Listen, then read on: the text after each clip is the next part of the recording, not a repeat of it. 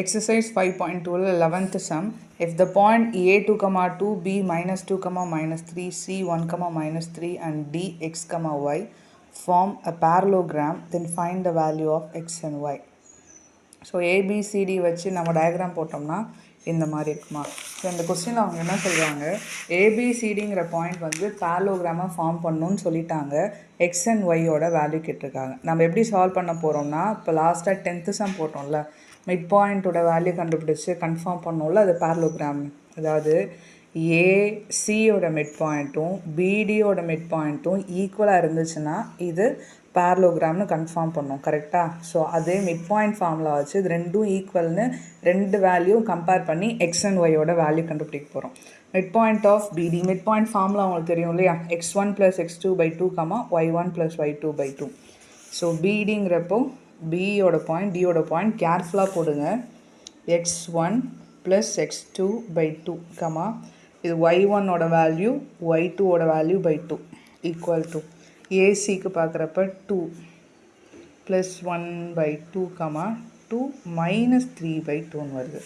இங்கே X and Y இருக்கிறனால இந்த ஈக்குவேஷனை நம்மளால் சால்வ் பண்ண முடியாது, அப்படியே வச்சுக்கலாம். இந்த சைடு ஃபுல்லாகவே நம்பர் தான் இல்லையா, ஈஸியாக சால்வ் பண்ணிடலாம்.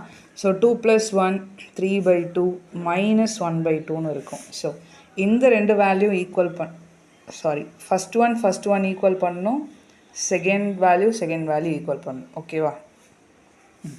இப்போ -2 + x / 2 = 3/2ன்னு வரும். ஃபஸ்ட் வேல்யூ ஈக்குவல் பண்ணுங்கள், செகண்ட் ஒன்னையும் ஈக்குவல் பண்ணுங்கள். ஓகே, அப்போது இப்போ ஆக்சுவலாக இதை என்ன பண்ணுவீங்கன்னா 2 இந்த சைடு கொண்டு போகலாம், 2 இந்த சைடு கொண்டு போய் மல்டிப்ளை பண்ணுவாங்க. பட் அதெல்லாம் பெரிய ப்ரொசீஜர். இப்போ சிம்பிளாக இது ரெண்டுமே டினாமினேட்டரில் இருக்குது. ரெண்டு வேல்யூ சேமாக இருந்துச்சுன்னா நீங்கள் இப்படியே கேன்சல் பண்ணிக்கலாம். அது இந்த சைட்லாம் எடுத்துகிட்டு போய் மல்டிப்ளைலாம் பண்ண வேண்டாம். ஓகேவா? இப்போ அடுத்த ஸ்டெப் எக்ஸ் தான் நமக்கு வேணும். -2 அந்த சைட் போகிறப்போ +2ன்னு மாறுமா. ஸோ 3 + 2ங்கிறது எக்ஸோட வேல்யூ வந்து 5ன்னு கிடச்சிருச்சு. இதே மாதிரி செகண்ட் வேல்யூ ரெண்டு ஈக்குவல் பண்ணோம் அப்படின்னா -3 + y/2 = -1/2. ஸோ நான் என்ன சொன்னேன், டினாமினேட்டரோட வேல்யூஸ் ரெண்டும் சேமாக இருந்துச்சுன்னா நம்ம என்ன பண்ணலாம், இப்படியே கேன்சல் பண்ணிக்கலாம். மைனஸ் இருக்குதுன்னு சொல்லி கேன்சல் பண்ணிடாதீங்க. இது இந்த மைனஸ் வந்து 3யோட மைனஸ், ப்ராக்கெட் போட்டு வெளியில் ஒரு மைனஸ் இருந்ததுன்னா கேன்சல் பண்ணலாம். பட் இது 3யோட மைனஸுங்கிறதுனால நம்மளால் கேன்சல் பண்ண முடியாது. ஒய் மட்டும் வச்சுக்கோங்க. -3 அந்த சைடு மூவ் ஆகுறப்போ +3ன்னு வருமா. அப்போ 3 - 1 = 2. அப்போ எக்ஸோட வேல்யூ 5 அண்ட் ஒய்யோட value 2. 12th sum. Let a 3, -4, b 9, -4, c 5, -7 and d 7, -7 show that ABCD is a trapezium. ABCD வந்து கனெக்ட் பண்ணோம்னா நமக்கு ஒரு ட்ரெபீசியம் கிடைக்கும்னு சொல்லி ப்ரூவ் பண்ண சொல்கிறாங்க. ஸோ ட்ரெபீசியம் பார்க்குறதுக்கு இப்படி இருக்குமா. ஸோ இதில் என்ன இருக்குது பாருங்கள், இந்த ரெண்டு சைடு மட்டும் பேரலாக இருக்கும். அதாவது ஒரு பேர் மட்டும் பேரலாக இருக்கணும், இந்த ரெண்டு பேர் வந்து பேரலாக இருக்கக்கூடாது. அப்போ என்ன பண்ண போகிறோம் அப்படின்னா, ஒரு சைடுக்கும் ஸ்லோப் கண்டுபிடிக்க போகிறோம். ரெண்டு ஆன்சர் மட்டும் ஈக்குவலாக இருந்துச்சுன்னா இது ட்ரெபீசியம் ஃபார்ம் பண்ணும் அப்படின்னு சொல்லி நம்ம கன்ஃபார்ம் பண்ணிடலாம். ஸோ ஸ்லோப் ஆஃப் ஏபிசிடி ஒரு சைடுக்கும் கண்டுபிடிக்கலாம். ஒவ்வொரு ஸ்லோப்புக்கும் நம்ம நேம் வச்சுப்போம், M1 M2 M3ன்னு. ஸோ ஏபிங்கிறதுனால இந்த பாயிண்ட் எடுத்துப்போமா. ஸோ ஃபார்முலா என்ன, ஸ்லோப்போட formula y2 - y1/x2 - x1. y2 9 - 3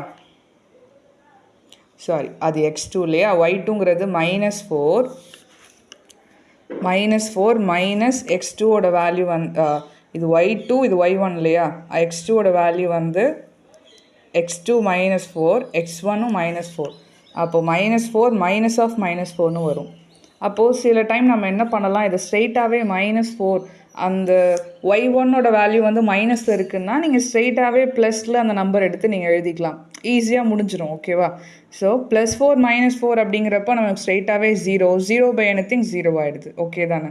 so இந்த இடத்துல வந்து நம்ம எக்ஸுக்கு பதிலாக ஒய்யோட வேல்யூ எடுக்கிறதுக்கு சான்சஸ் இருக்குது. ஸோ ஏபிங்கிறப்போ நீங்கள் பென்சிலில் வேணால் இது வந்து x1 y1 x2 y2 அப்படின்னு போட்டுட்டிங்கன்னா கன்ஃபியூஷன் இல்லாமல் இருக்கும் இல்லையா.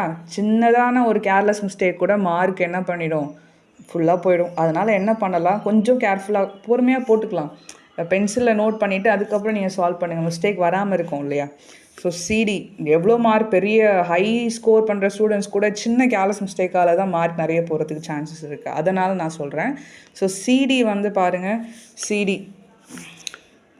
y2 அகைன் நீங்கள் -7 இருக்கிறதுனால ஸ்ட்ரைட்டாக +7 போட்டுக்கிறேன் டிவைடட் பை 7 - 5ன்னு வருது. ஸோ அகைன் இது 0 பை நத்திங் 0. ஏடின்னு பார்க்குறப்போ ஏடியா -7 அகைன் -4ங்கிறதுனால +4ன்னு